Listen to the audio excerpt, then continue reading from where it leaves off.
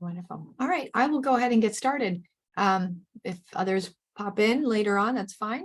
So my name is Joanna Woronkowicz, and I'm here at the O'Neill School of Public and Environmental Affairs, where I'm an associate professor, and I'm also the faculty director of the Center for Cultural Affairs. So we are here today on this webinar discussing our PhD fellowship in cultural affairs, which is a PhD fellowship program that's run through the Center for Cultural Affairs at the O'Neill School, but it is a PhD in public affairs from the O'Neill School of Public and Environmental Affairs. So we'll kind of talk a little bit about how the fellowship program might differ a little bit from the typical experience of a PhD in public affairs. But that being said, this is a PhD in public affairs.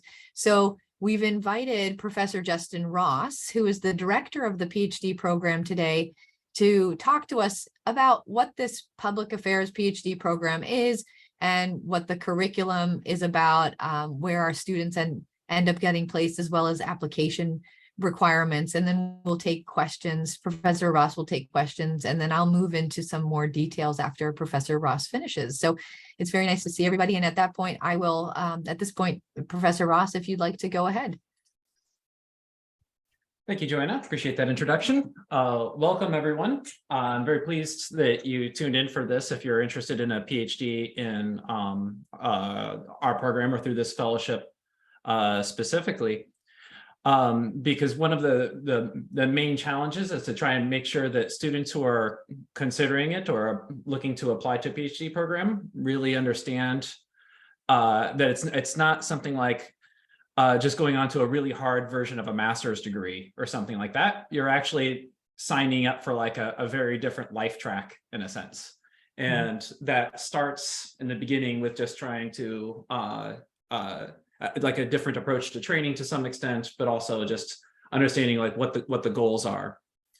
So I'm going to go ahead and share a screen here, or at least, as usual, I'll attempt to.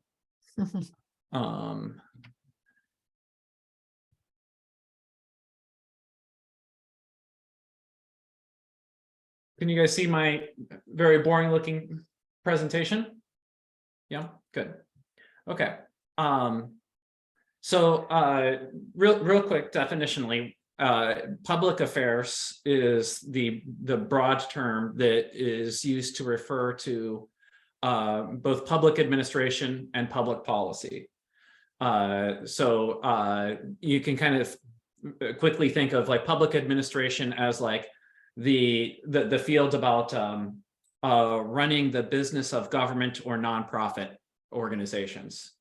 And then public policy is like the analysis of policy at some kind of societal level, right? And so people later on try to decide kind of what is the better avenue for them within this, but we kind of give you a core that settles up in both. So just as a introduction is just what is it that PhDs do? Because if you start looking around on the internet, what you'll probably find and learn is that like one thing you might know is that you get called doctor at the end of it. And I'm going to assume that you already know that doesn't mean medical doctor. There's no surgeries or anything that you'd be coming out of with. But among the non-medical doctors, there's PhDs and DPAs. So DPAs are doctoral programs. The A usually stands for something a little bit different than that. But you would find these sometimes in public administration schools, or sometimes in colleges of education, or other places. And these are like kind of like programs where you learn how to do the research you need to do to advance in your organization. So it's like if you want to become the superintendent of a school district, you might go get a DPA in education, and you'll learn a little bit about you'll learn how to like maybe read some literature on decisions that you might need to make as a school superintendent. So that's one type. And then again, there's other types that are similar like that. President Biden's wife has a DPA. That's a good example. The PhD is associated mostly with trying to contribute to scholarship. So it's about knowledge production. So we tend to think of, PhDs are trying to like conserve, protect, and pass along the accumulated wisdom that's found in scholarship, as well as trying to make expansions in that as well, right? So, we're learning from what have we learned on different kinds of problems, and then how can we improve on our understanding of those? So like a very common question might be like, what is the effect of X on Y would be a similar thing. So like if we increase, say a welfare program in its generosity, what will be the effect on unemployment? Or if an organization, let's say a museum adopts a paid staff as opposed to volunteers, what will be the effect on, say, fundraising? Those are examples of those kinds of research agenda projects. And of course, then you have to communicate this kind of stuff. You're either going to communicate it to your peers to try and share what you've learned. You try to communicate it to students. That's usually called teaching, but not only teaching. And you try and communicate to the public to various extents. Okay. So that's broadly what you're looking to do with a PhD. So you typically don't get a PhD so that you can go run an organization specifically. That's more like a DPA. If you wanted to be a professor or some other job that requires a PhD, of which there are many, and I'll talk about those in a bit. The PhD is that kind of lifestyle. So the way that we think in our school of how we prepare for students to transition to that stage of being like an independent scholar, we have these three buckets of our curriculum. One of those buckets is, of course, is the coursework. That's sitting in the class, doing the homework, passing the exams. And that is usually mostly about the first 2 years of the program in what is usually at least a 4-year experience. So 4 years is the target that everybody tries to achieve. Occasionally you'll have somebody that'll do it in 3. That's pretty rare. The most common time horizon is 5 years. Okay.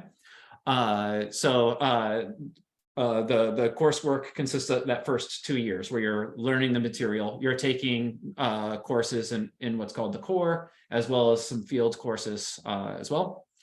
The second bucket is an apprenticeship model. A lot of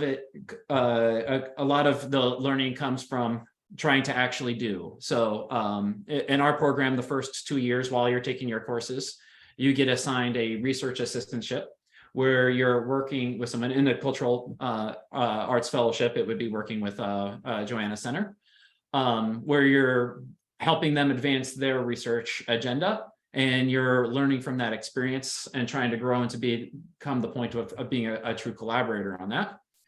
And then typically in years 3 and after, you become what's called an associate instructor, where you take on teaching responsibilities for a classroom. And our approach to that has been to, in your 3rd year, by that point, we'll have had you take a class in what we call informally the teaching seminar, basically some ideas or theory about how to be a teacher in the classroom. And then in years 3 and forward, you actually go do that. So we've got a course lead usually, so like one professor who teaches a course of which there's many sections of. And then our students will take one of the sections of those course. So you're not designing a course from scratch or something. You're kind of going to learn how to teach by picking up a template course. You'll have some opportunities for customizing it and making it yours and teaching to your strengths and stuff like that. But you're not walking in blindfolded into stuff like having never taught how to do these things. You'll kind of get this help and supervision. Okay? And that's for that point after that. And then lastly, we have our third bucket is the seminars and workshops that exist all over the school. So we've got a speaker, we've got multiple speaker series where guest scholars come in from outside the school. Faculty and PhD students come and listen to their talk, give feedback and critique on the research that they're presenting. And realize, so these are not usually things that would be like a TED talk that you might have seen on the internet or something. This is like somebody says, hey, I've done this study. I think I've got some results. Let me show you how I did my study. And then we talk to them. This is a fairly long kind of conversation. So this is not a quick hit, what do I need to know kind of thing. This is a deep dive into how did you do your research? Why should we believe what you've got? It's a part of that communication process.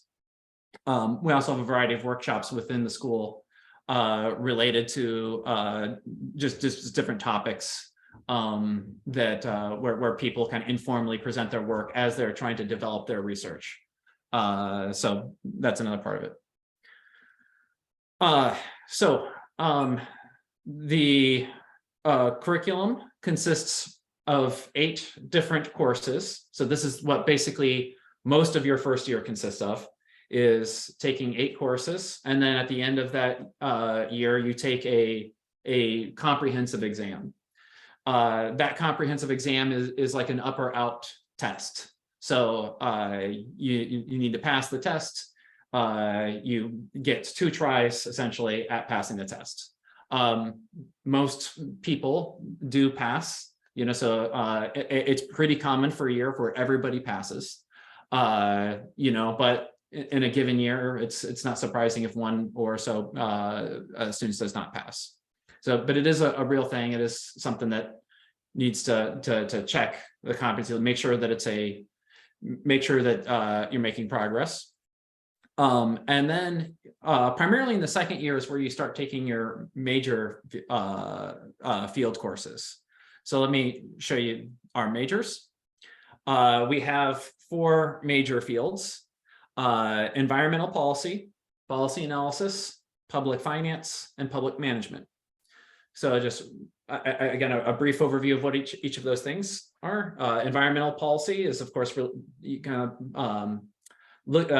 investigating and studying public policy as it pertains to the environment, to energy, to natural resources, things like that.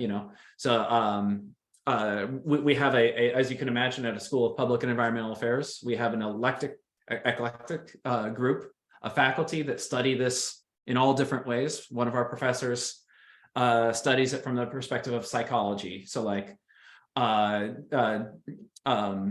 do energy consumers think about things like different ways in which they can read from an energy meter, and how does that affect their energy consumption? We have professors that study it from a justice perspective. So like, familiar with the environmental justice. So like, does pollution tend to be more of a problem in particularly poor areas? And just so on and so on down the list. Policy analysis is rather similar, but not energy specific. For the most part, our students who are interested in studying, say, poverty programs or income inequality or health policy, the students that want to study for that, what is typically of most concern for our students is to try and develop a really good understanding of how to understand the effect of something X on outcome Y, where causality is really important. Like, you don't want to find out just a correlation, like, do these 2 things tend to happen together? You really want to find out if X actually causes Y. That is a very difficult thing to accomplish, and that is the primary focus of the policy analysis field. Public finance is our field that pertains to revenue-raising policies, expenditure policies or budgeting, debt and financial management. Joanna's got some neat work on capital budgeting for museums that fits within the public finance courses, one of our courses. The public management is more about studying the organizations and both public and nonprofit. You try and think managing without the profit motive, like how does you get things done in organizations? Why do people work in organizations like that? What motivates them? If we can we induce people to be maybe more public service minded, and if they do they become better employees? Those are the types of things that will come up in public management.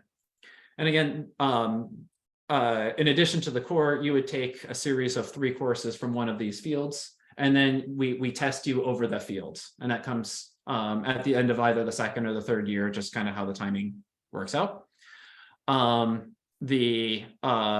In addition, you would take a minor field, which is, and just picking one of these fields, or but you don't take a test over it basically at the end. So people tend to bundle this together. So they take maybe public finance and policy analysis, or environmental policy and public management, and their major is the one that they want to be tested in. In some other cases where students, we have a large array of minors. I assume Joanna will talk about some in particular, but that's health policy, urban policy. We just got a bunch of 12 credit minors there, as well as some opportunities for some build your own minor electives. So this is a little bit of a broad overview, again, just what that kind of schedule looks like. Again, mostly core related topics throughout the 1st year. Take your exam. In your 2nd year, you mostly finish up the core fields. The core classes are like the seminar and teaching, attending a workshop. But other than that, you're taking courses for your major or your minor. And then at the end of the 2nd year, hopefully no later than the end of the 3rd year, you take your qualifying exam for your major fields. So once you're done with those kind of courseworks in those first 2 years, you become much more independent and just kind of on your own. That's when you're in the stage of you're teaching a class, you're learning how to become a teacher in the classroom. You need to find an advisor, persuade faculty to sit on your committee and chair your dissertation, and that's the goal, is to write a series of papers or perhaps a book length study that we then call a dissertation, and that's what you try and go forward with outside of that. So so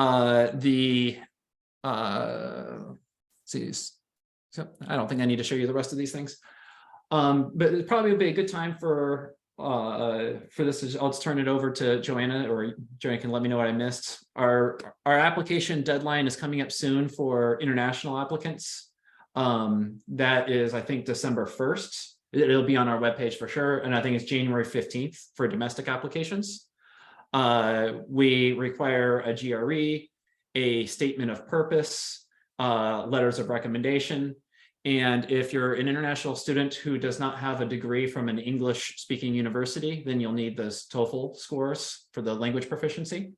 But again, if you've already gotten a master's degree or a bachelor's degree from from Indiana University or someplace else, then that's usually waived.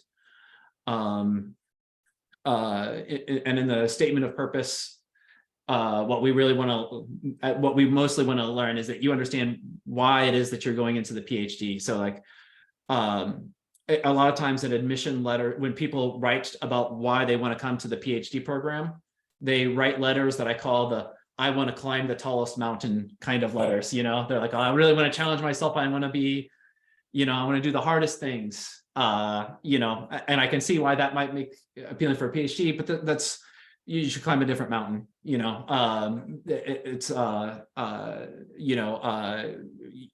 PhD is about engaging in science fundamentally, and so what we want to make sure that you're coming here and you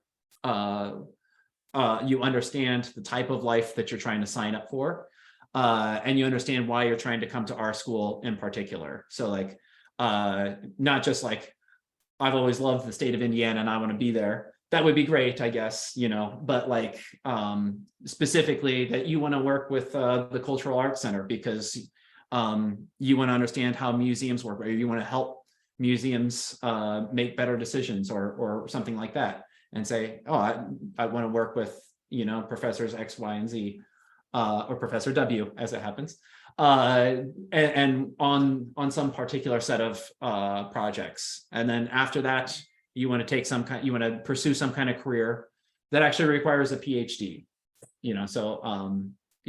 Whether it's professor or working in a major government agency, or working in a think tank, a public policy foundation. All those are different types of jobs that our students take after they're done. But we want to make sure that you understand that that's what you're trying to accomplish. You're not trying to become, per se, like superintendent of a school district. We say, okay, well, you meant to apply for a DPA program, or you want to do community awareness. You want to motivate people to go and stand in crowds and cheer for particular things. That would be a different degree than what we're trying to train you to do. So that's what we want to make sure that you understand what it is that you're trying to sign up for. So thank you, Professor Ross. I actually super appreciate that. And first off, that was all very informative. So thank you for that. I also appreciate the discussion about what the PhD is for, because I don't want to dissuade anybody from applying for the PhD, but I think Professor Ross makes a really good point that this is ultimately a major life choice that our candidates are making in what direction they want their lives and their careers to take. It's a major sacrifice to take 4 years out of whatever you're doing right now to do a PhD. And not only that, it does it expands your options, perhaps in what and how you want to build your career, depending on what you want to build it in, but it can also very much limit your options. So if you really are looking to gain more education for organizational management, a PhD is not the right choice. But if you are looking to go into research and to contribute to scholarship, and your eventual career destination is to be a professor or to work at a think tank, then a PhD is a good choice. So we really try to, I think, emphasize that very early on at the application stage, just so our candidates are aware of the decisions that they are making, because it's hard. It's very, very challenging. And ultimately, you're not going to be really going into a career until 5 years after your PhD. So there's this time gap about sort of, you get to reflect on whether or not you made the right decision. We certainly don't want our students saying, oh gosh, I made the wrong decision, but I'm 3 years in. So thank you for that. I wanted to, before we open it up for questions, I just want to share on our website at the Center of Cultural Affairs, we now have, oh boy, I don't even think my sharing works, but it's okay. They just fixed this today on my computer, but I guess they didn't fix it. Okay. We have a page on the website that is in the menu option. It's under affiliated degree programs.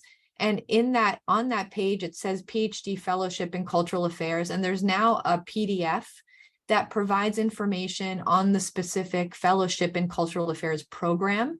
So I hope that you'll go to that page and just take a look at that information there, because it will provide you with information. You're probably trying to even sort those out, sort out a few questions in your head right now that I think that PDF will help you with.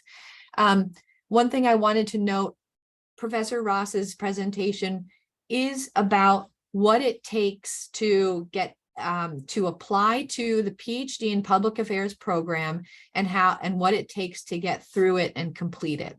And that is the program that the Fellowship in Cultural Affairs is the fellowship. I'm sorry, how to say this. The fellowship is a fellowship to provide it to get you through that program. So in other words, it's not a separate program. So it's not a PhD in cultural affairs. This is a PhD in public affairs, but we provide a fellowship for one student every couple of years to go through the public affairs program that has an interest in cultural affairs. So with that, so everything is exactly the same as Professor Ross explained it in his presentation. We do usually have our fellows complete an arts administration doctoral minor. We offer a number of different courses in arts administration. We have a master's degree here in arts administration where we have our PhD students take part in these courses and complete these courses with PhD requirements. So the professors usually have a separate requirement for the PhD student in their class to complete the course. These include courses like public policy and the arts, cultural planning and urban development, arts education policy. So many classes related to public affairs, but dealing specifically in the topic of cultural affairs.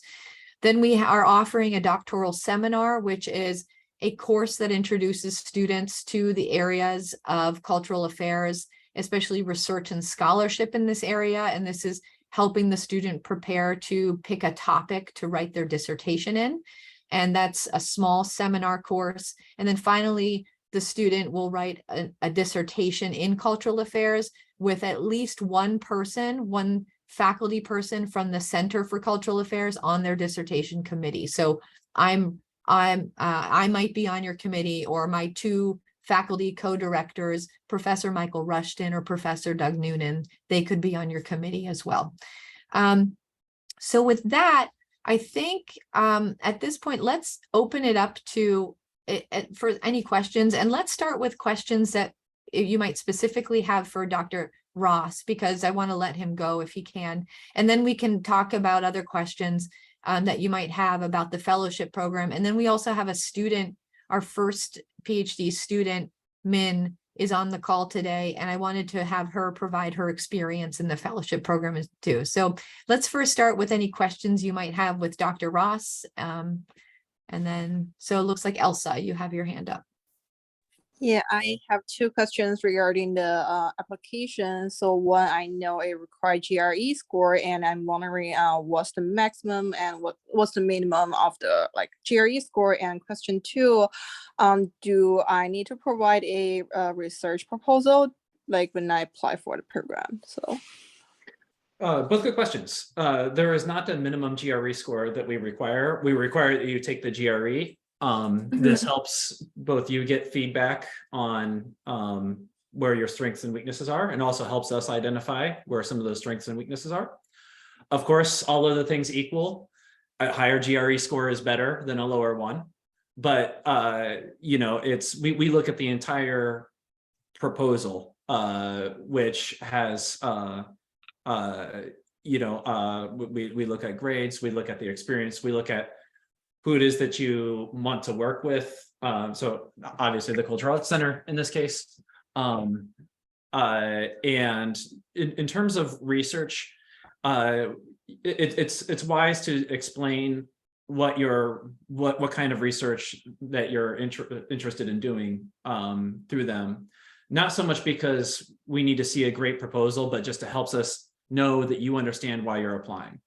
I would be shocked if more than 5% of the research ideas proposed ended up being anything like a final dissertation, beyond maybe just the broad contours. Like maybe somebody's interested in well, how do the investments in public arts help with place-based development or employment or something. Maybe some shape of that would end up being in the final, they'd still be interested in that kind of lay of the land. But that's not something that we need to see fully fleshed out. You don't need to have it all worked out. All of my research ideas were definitely very bad in years 1 through 3 of the PhD program. I couldn't possibly have had a good research idea, and everybody understands that.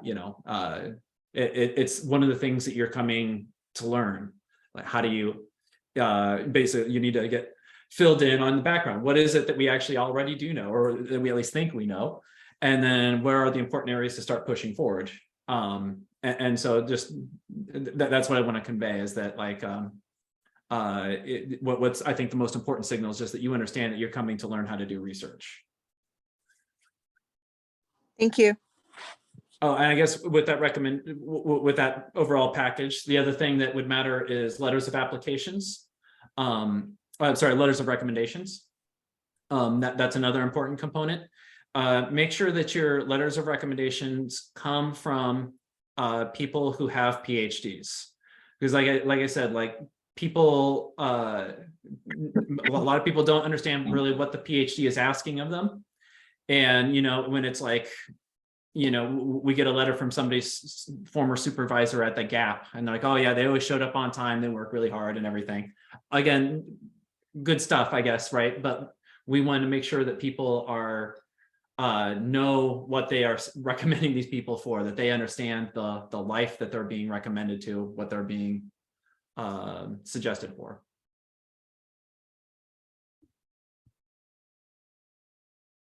Any other questions for Dr. Ross? Okay, so thank you, Professor Ross, Dr. Ross, Justin, for all of your really good information. And yeah, definitely we'll stay on the call, and I'll take more questions and also introduce Min. So thank you so much, Professor Ross. And before I duck out, I'll put my email address in the chat window. If you have any questions, just let me know. We do through this fellowship, it funds the program, but when we admit students, we are paying tuition and their stipend. It's not a program that generates money. It's a program where we make investments in our future. It's important to us to get it right. So you know, do feel free to reach out to me with any questions about applying, or where you're thinking about, or if you're thinking about applying. And I'm happy to give advice if you're thinking about a different program too, like just good things to look out for. So. Yeah, absolutely. Good ending. Thank you. All right. Great. So thank you, everybody. And at this point, we can open it up for more questions if you have it about the PhD, the fellowship program. I'm happy to answer anything. And I'm also here if you have questions offline. So you can also feel free to email me. My email address is on the website for the Center for Cultural Affairs. And so you can also email me offline, but I will open up right now for any questions you might have.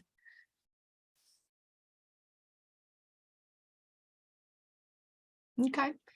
So how about at this point, I ask Min. So Jongmin Lee is our first Cultural Affairs PhD fellow, and she started the program 2 years ago. So she's now in her second year. And how about, Min, if you don't mind, providing a little bit about your background and your motivation for what drove you to do the PhD, and then what your research interests are, and then how about your experience in the program so far, just in terms of doing the course content, and any kind of advice you might have for the potential candidates.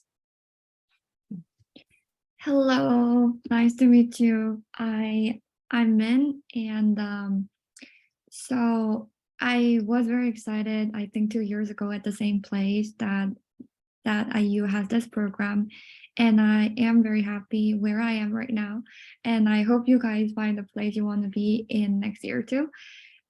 So my just brief story of my background is I majored art in my undergraduate. I did work with a public program for artists in my country from Korea, and I had a motivation to engage in cultural policy. However, in order for me to actually understand and examine the cultural policy, I need both perspective. I need to understand the arts field. Also, I need to understand how the policy process works. And to me, because of that, this program was perfect for me. And that was my motivation. And I think the one thing really good about studying in this program is you have a very good resources and access to people who have a very good knowledge in arts field. So you will not lose that tie. And also you can learn about so what is exactly the policy process work. You want to know this so you can make an argument, you can make your research much more robust to actually persuading to the wider audience beyond the arts field, because we want that to be communicated with outside of arts field too. So that was my motivation. I am fulfilling my motivation now through the program. And so far my experience in here, Professor Ross mentioned it, but yes, the coursework is a little tough. So there are a lot of core courses that we have to go through till second year. it's tough, but I can say that those are the very important required courses that we have to go through to make a good research. And you will surprise that everything you learn in the first year will so much effort in your shaping your research, conducting your research, in your RA work, and potentially your dissertation. And having a very good method skills and understanding theoretical grounds will make you stand out in the field after you graduate from this program. And other thing is, it's maybe my personal experience. I'm honestly thinking more than any other PhD student in my program, I am very privileged that I have a both supporting system. So I have a good supporting system from Center of Cultural Affairs. So many great faculties are supporting me, and I'm the only one, right? So I'm getting all the attentions. So it's really good that you're getting that support. And you're also getting a huge support from the public affairs side too. So basically you can think that you have multiple parents who can take care of you. So that's a really good part of it. And having that support, like academically, but also emotional support, will be very, very helpful for you to pursue this 4 years or 5 years of the program. It will help you along the way of your career too.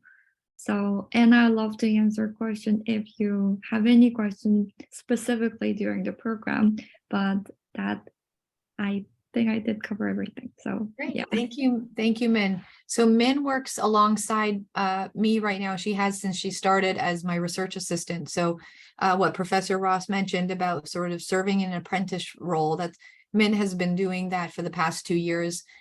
She's also had the experience of teaching one of the labs for the statistics sequence in the master's program. So she's had some teaching experience already. And then I believe next year she'll be moving into an AI role, which is a teaching role, having her own course. So there is that important apprenticeship experience really from the first day of the program.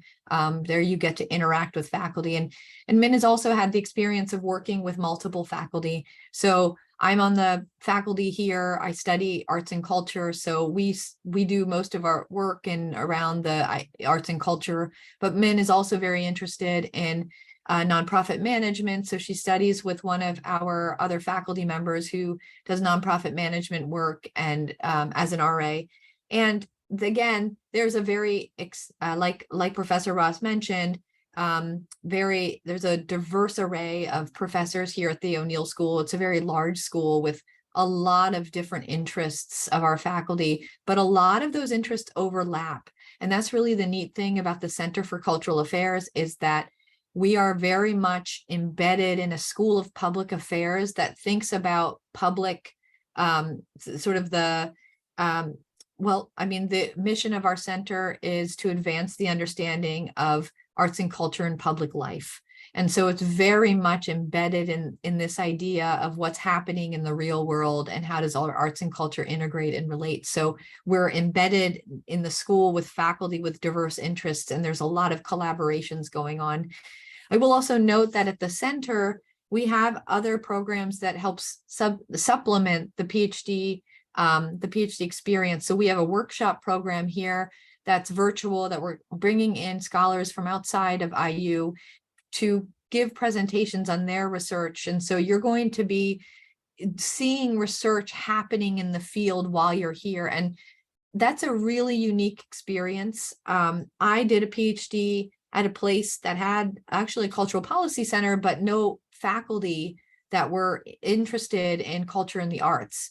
And so my PhD experience was very much, I had to make it something for myself, where I did a PhD in policy and economics, and most of the workshops and the other faculty were not interested in any aspect of arts and culture. So I sort of had to create my research subject out of scratch and learn how to apply.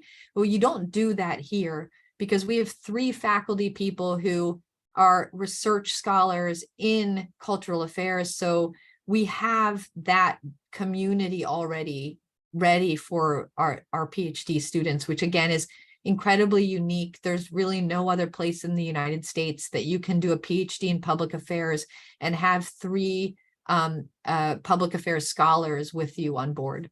So Elsa, I see your hand up again. Thank you. I have a question from Jongmin.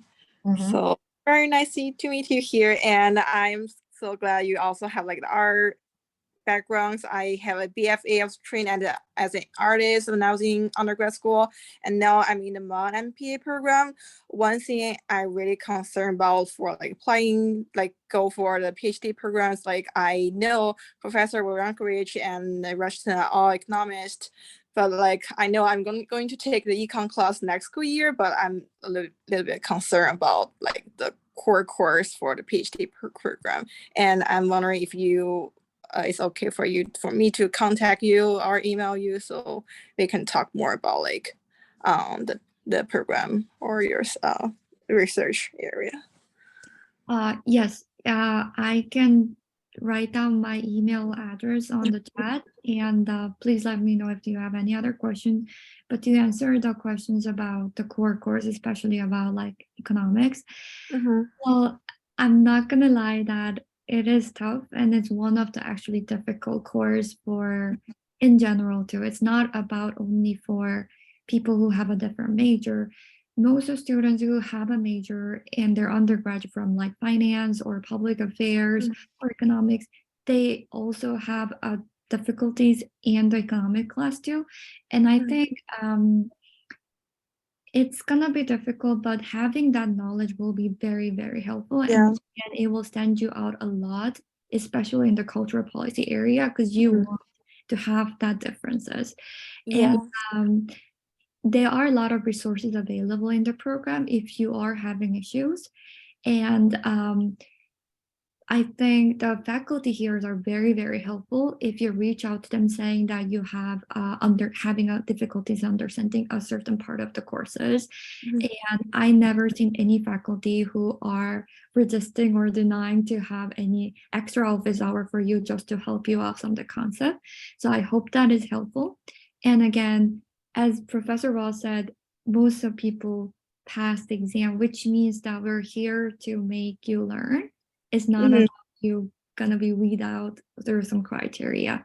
So we'll have a support system to make you learn more about the things that you want, you feel like you're not comfortable. I hope thank you so much. Yeah, I agree with you. Like the economic, whatever the class is, it's really important. Like I really need the hard skill to work on my dissertation. And as long as what you said, professor are helpful and won't treat me or assume me have like the solid knowledge about that, and then I think it makes me feel better. No, thank you though. Thank you. Thanks. Any other questions? Great.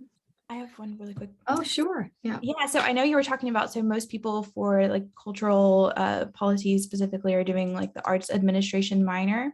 And so I'm just interested, as someone who went through the arts administration program with the MPA as well, I was wondering like what that looks like, if it's still recommended if you did the arts admin master's program to also go through like the PhD level of all of those courses, or what, like, you know. Yeah, no, we won't ask you to take those courses again. So Min is actually in the same position. So maybe Min, can you talk about, are you being awarded your minor because of your master's in your MA degree? So yeah, if I choose my minor as arts admin, all of the courses that I took in my master will be counted on my PhD. So I don't need to retake it. And if you are IU alumni, you will have more transfer credit than other schools. So okay, that helps. No, so we wouldn't make you take those courses again, but you could choose a different minor. You don't have to do the arts administration minor. That's really for, what we recommend if somebody hasn't done an arts administration degree, you can do another minor.